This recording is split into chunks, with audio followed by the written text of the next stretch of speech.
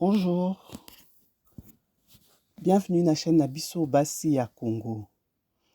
Basi ya Congo ezali espace oyo toyaka kosolola mpona komatisa valeur oyo ezali importante pe kokitisa biloko nyonso oyo ezongisaka biso na nsima oyo elakisaka biso ete toza basi oyo tokoki kosala makambo minene te, oyo elakisaka biso ke tozali basi oyo tokoki koprogresse te. Bonjour na maman na Kasumbalesa, na Kolwezi, na Maniema. Bonjour na maman na Masina. Bonjour na maman nyonso ya diaspora. Bozo bakiti tofanda, tosolola na Tantine Bita. Bana tango babandaka classe, na école maternelle, primaire, secondaire, réussite ezalaka égale. Oui. Mwana mwasi abimi la première, mwana mobali abimi les premiers, ainsi de suite, epozaka problème moko te. Sikoyo na komprenaka te, à l'âge adulte, mwana mwasi akoti université, mwana mobali pe lokola, ma question ekomaka kose poser ebele. Comment se fait-il que azwi? Ndenge nini esali ke? Ndenge nini ebandi ndenge nini ezalaki ndenge nini po biso tozala bato ba question ebele. Ekomaki ndenge nini? Elekaki ndenge nini? Sujet na ngai ya lelo ezali pona nini réussite ya bana basi esalaka ke poser toujours ba question. Ba maman, soki mwana azotanga normalement, eloko nini ekosalaki akoma na université, réussite na ye ekoma une réussite douteuse. Pona nini ekomaka ke soki mwana mwasi aza ko évoluer, ba critique ekomi. Ndenge azotanga eke azwi, c'est qu'il y a quelqu'un derrière. Faza na professeur moko boye ya makangu na ye, il faut azala na mutu moko asalelaka ye batepe, il faut azala na mutu moko atrichelaka ye, amataka na corruption. Tant de questions pour na mutu moko. Nyonso commettre en doute réussite ya mwana mwasi. Pourquoi est-ce que nous faisons ça?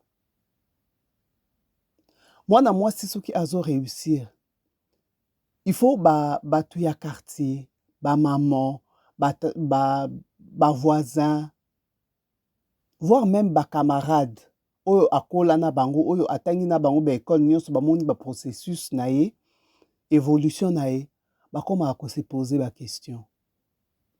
Ndenge nini ezosala ke azwa? Makangu nini abatami nsima kuna? Nani mutu alekisaka ye? Ayebi nani? Asololaka na nani? Esali ndenge nini ke azwa?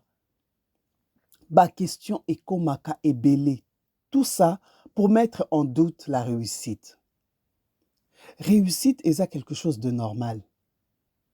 C'est parce que biso très souvent balakisa biso ke réussite est toujours lié à quelque chose de mauvais, très souvent lié à quelque chose de mal. Mwana mwasi soki azotanga, c'est tout à fait normal à évoluer. Soki mwana mobali azozwa, balobaka garçon aza bosseur, atanga, mfumu buku, alembaka classe te, asimba bik, atambolaka na kaye na mutu. Alalaka te, musane kotanga, soki biso toke kotambola, toke kobeta foot, toke kobeta basket, toke boy, ye abimaka te musane ka kotanga. Mais quand la même chose arrive na mwana mwasi, ma question ekomaka, azwi ndenge nini, esalaki ndenge nini, ebandaki ndenge nini, nani abatami nsima ya réussite wana, il faut totuna, il faut toyeba, to surveiller kaye. Soki bokutali bien, bokomona kaka eza mutu moko na nsima, papa moko boye, tonton moko boye. Wow. Pona nini tokokaka tout simplement kondima te ke mutu akoki kozwa na vie. Yango esalaka ke na rythme wana tango mwana mwasi azomata, ba question ekomaka tellement ebele que ekomaka à la limite kotia mutu mal à l'aise. Pourquoi est-ce que vous faites ça? Oui, nazotuna pona nini boko se posaka ba question mabe ndenge wana. Maman ozomona mwana na yo azali ko évoluer na ndako. bozomona bana na baquartier bazali koévoluer. Pourquoi est-ce que ekomaka na un certain niveau blocage ekomi mwana mwasi soki akomi na université baquestion ekomi ebele. Pourquoi comment ezalaki ndenge nini akendaki wapi asololaki na nani bafréquentation na ye eza ndenge nini nyonso wana mpona koluka kocomprendre réussite ya mwana mwasi. Mwana mwasi atangaka bana mibali mpe batrichaka bana basi mpe batrichaka. Pourquoi toujours koréduire réussite ya mwana mwasi? Komona qu'il y a toujours quelque chose de caché derrière. Pourquoi est-ce que vous faites ça? Pourquoi est-ce que bokoki ko accepter te na vie que mutu a réussir kaka? Mwana mwasi soki avandi quelque part azonyo kwama alobi nazwa appartement na nga nakende kofutela poko se poser ba question ebele ndenge nini mwana mwasi akende kofutela ye moko seke aza na bamakangu yango nde ezosala ke azokende kovanda bakote mosusu. Mais les mêmes personnes qui se posent ce genre de questions, soki mwana na ye azokende na Angola, azokende na pays mosusu africain, mwana ne azokende na Europe, jamais boko se posaka ba question wana ke siko ndenge azokende kuna azokende pa nani ekozala ndenge nini. Non. Kuna tozali koyoka mingi mwana mwasi alongwe kina ake Angola akozwa ndaku azovanda ye moko to akozwa ndaku na baninga bazovanda. Là vous ne vous posez pas trop de questions parce que vous dites de la biso mbongo yaya akenda azaka na Angola. Là ça ne vous pose pas de problème. Mais soki azana kisasa et que alobi que nazwa ndaku ça vous pose problème. Pourquoi est-ce que vous faites ça? To revoir un peu notre façon de faire. Mwana mwasi soki a évolué, atangi, azui musala, bobandi komituna. Ayeba ina nani yango? Makangu neza nani? Ayeba ina directeur wana? C'est que, naza sûr que, ndenge azui bongo, c'est que eza promotion canapé. Pourquoi est-ce que vous faites ça? Mwana mwasi aza ba capacité lokola mwana mobali. Intelligence na effort au mutu akoki ko fournir pona ko réussir eza mwana mwasi kwa mwana mobali akoki ko sala ngo. Pourquoi est-ce que comme à un niveau ya bana basi beaucoup se poser tant de questions? J'aimerais comprendre votre logique. Mwana bana basi mingi batanga bakenda musika te na betude parce que akoloba ngai soki na tangi mingi mobali akobala ngate po ba mibali balingana bango basi o batanga mingi te. C'est faux. Mobali a qualité assez akolinga mwasi a qualité assez. Mobali oyo arivaka grand oyo amonaka makambo na ndenga munene akoluka pe mwasi oyo akocomprendre makambo oyo azoloba. Akoluka pe mwasi oyo azo réfléchir. Akoluka pe mwasi oyo azana ba capacité intellectuelle, ba capacité morale, ba capacité oyo kosala que un jour a progressé na vie. Pourquoi est-ce que tolingi ko limiter la réussite à quelque chose de mauvais, à quelque chose de mal, à quelque chose oyo boza wana toujours pona ko soupçonner? Il faut ezala. Peut-être nandimite kaka normal bo. Ngai nakoki kondima te. C'est pas possible. Il faut ezala kaka. Arrêtez de mettre les gens mal à l'aise face à leur réussite. Ba maman tant que tozotinda ba na ba classe. Eza pour que bana wana ba évoluer et réussite ya bana na biso ya basi tokoki ko douter nango te parce que société azana code na ye oyo eza que une réussite doit toujours être accompagnée de quelque chose de négatif. Et koki koza te que mwana a réussir normalement, s'il y a une réussite, c'est qu'il y a quelque chose de mauvais, il y a quelque chose de mal, il y a quelque chose de négatif à côté. Mais pourquoi est-ce que tokanisaka ndengwana? Essayons de revoir notre façon de réfléchir. Hein? Mwana oyo atangi, akomi na niveau ya likolo. Lobi, bokoloba ke oui, atrichaki. Mais na triche wana. Yango nde ekosala ke arracher minu ya mutu. Yango ekosala ke akoma cardiologue, a soigner motema ya mutu. yango nde ekosala que à tenir une entreprise debout pendant longtemps, mais non, c'est que aza na ba compétence. Namonaki tango banomaki la première ministre Maman Souminwa. Comment bateau sur des réseaux bazaki kolba non moi si et bon moi si akoki ko diriger mboka te. Si elle a les compétences, pourquoi pas? Si elle a les compétences, pourquoi pas? Tango totalaka na ba classe, okomona bana basi na bana mibali. Siko bana basi wana na ba parcours na bango. Est-ce que bakoki ko évoluer te? To koma na façon mosusu ya kozwela makambo. To arrêter ya komona kaka une réussite eza toujours lié à quelque chose ya mabe. Aibaki, atrishaki, soki mwasi azosala ba affaire, azali ko évoluer, babandi kotala, fournisseur neza nani, tango akendaka na Chine, tango akendaka na Turquie, tango akendaka na mboka, il faut ezala kaka, azaya makango quelque part. Pourquoi est-ce que vous réfléchissez comme ça? Vous êtes les mêmes personnes au bobo de la Nzambe pambola ba nanga, Nzambe pambola ba ndeko nanga. Mais quand cette réussite arrive, binomoko bokomi commettre en doute. Il faut ezala kaka quelque chose de mal. Ngana ko kondima te. Moi ça réussi et bandi ndenge nini, c'est que azala mutumoko. Pourquoi il y a toujours soupçon ya mutu na sima? Pourquoi bokoki ko lier réussite na makangu? Alors que les filles bazo tanga, alors que ba fille baza ko se donner la peine ya kokota na ba laboratoire, bazo kota na ba maki ba période ya examen d'état, bazo lala te na butu, bazo tanga na ba bougie, bazo tanga na ba lampe tempête, mwinda ya pétrole, bazo tanga na ba condition moko de fois compliquées. Mais pour nini à la fin réussite na bango ekomaka douteuse. J'aimerais comprendre un peu. Totika façon ana ya kosala. Pe ngai à mon niveau na monaka, soki ozo critiquer réussite ya mutu, c'est que toi-même oza incapable ya ko réussir honnêtement. Oui. Nga quand tu juges systématiquement ba réussite ya batu, c'est que toi tu es incapable de réussir honnêtement. Donc nga na monaka eza neti miroir ezola kisanga eloko oyo koyi kosala te. Et comme toi tu ne peux pas les faire, mutu mususu pa koyi kosala ngo honnêtement te. Ba maman, totia ba na biso à l'aise. Totika ba na biso ba progresser. Basi o toza ko empêcher batanga parce que soki atangi mingi akobala te, soki atangi mingi bato bakobanda ko soupçonner ba maman. Bana basi wana eza ba médecin nde toza ko se privé na bango.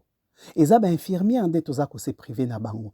Eza ba informaticienne o ba ko monter ba comment on appelle ça, ba logiciel nde toza ko se privé na bango. Eza ba ingénieur ya ba domaine ebele ya ba agroalimentaire.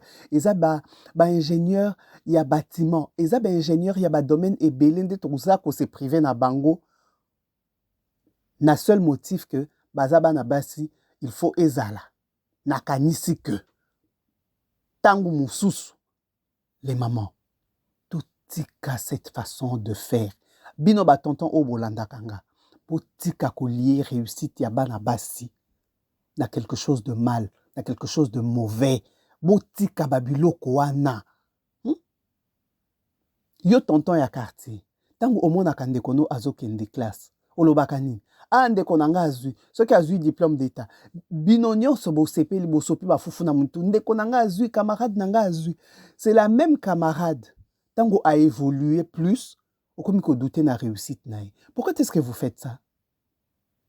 Ata ozomona mutu ndenge azokende na université, azokende na institut supérieur, azo souffrir, azobeta makolo.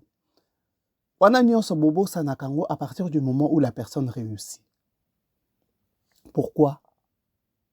Pourquoi moi c'est aza obligé ya ko justifier toujours réussite nae? Te nazaki penza kotanga, te naebi nanga mutu te, eza nango kaka Nzambe. Pourquoi? Mwana mwasi, mwana mobali c'est normal. Aza mfumu buku, atanga. Mais mwana mwasi, soki akomi na niveau supérieur, ekomi nga na koti yango doute, na ndimi te. Mwana mwasi, te. Faut ezaka mutu moko aza na nsima. Arrêtons de faire ça. Arrêtons. Tozo ko fragiliser batu oyo, baza besoin ba encouragement pour batanga. Toza ko empêcher ba créativité mususu et ko se développer. Tozo ko se priver na ba service ya batu wana à long terme. Totika cette façon de réfléchir. Basi ya Congo. Parce que nayebi ke biso pe basi ya Congo tozalaka wana to bandi bovandi mibale bomoni aleki ake classe. Oyokaki te azwa kit. Il faut ezala kaka. Bovandi bobandi ko beta minoko bobandi ko critiquer bobandi ko tonga omona kite ndenga alataki depuis komi na université a changé, il faut ezala kaka. A changé parce qu'a komi na niveau mususu. Elle n'est plus à l'école primaire. Elle réfléchit autrement. Université eza univers elakisi mokili. Sikopona nini bokolinga te mutu wana à mon avis d'une autre façon. Atika kana ba raisonnement ya quartier terre à terre. Ce qui bozo vanda bozo le makambo zanga tina wabi non ngai namoni que j'ai autre chose à faire. Il faut na kota laboratoire, il faut na sala alingi alakisa biso nini aza vantard. Yende sikoyo akomi nani yenda ko Donnons la chance aux filles d'étudier, de réussir, sans que tout ça bango mal à l'aise, sans que tout bandako soupçonner ba réussite na bango, sans que tout bandako se poser 1001 questions sur une chose qui ne nous concerne même pas. Pona ni bosala bon.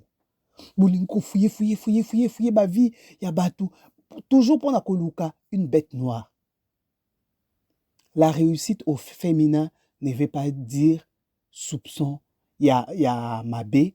Cela ne veut pas dire que moi si ce qui a réussi, c'est que azana makangu, c'est que atrichaka, c'est que asala ke loko moko mabé, c'est que akosaka. Arrêtons. Jeune fille oyo aza kisangani alingi kotanga, tokoki ko décourager te. Jeune fille oyo azana mbandaka alingi kotanga, tokoki ko décourager te. Jeune fille oyo aza na lemba, aza na masina, aza na malueka, tokoki ko décourager te. Au contraire, biso communauté toza wana pona ko pousser kolobaki yaya tanga, yaya kende liboso, yaya lobi tozo zelayo okoma ingénieur na NASA, yaya lobi tozo zelayo oya kotongela biso ba centrale hydroélectrique na mboka oya Congo, yaya lobi tozo zelayo okoma mama infirmière na biso, yaya lobi tozo zelayo okoma ingénieur obanda kotongela biso ba bâtiment, otongela biso ba hôpitaux, obanda kotongela biso ba école. Yaya, lobi tozo zelayo, osala plan ya kitoko ya marché na biso na commune. Tozala na commune na wenze moko ya kitoko na commune na biso. Yaya tozo zela be fort na yo. Soyons là à encourager. Soyons là à soutenir les bonnes initiatives. Soyons là à pousser à l'excellence. Bana na biso ya basi. Ba cousin na biso, ba nièce na biso. Okoki kozala wana te, yo tonton, yo tontine, à critiquer toujours réussite. Siko bokenda kosambela na église, bosengaka nini pa Nzambe.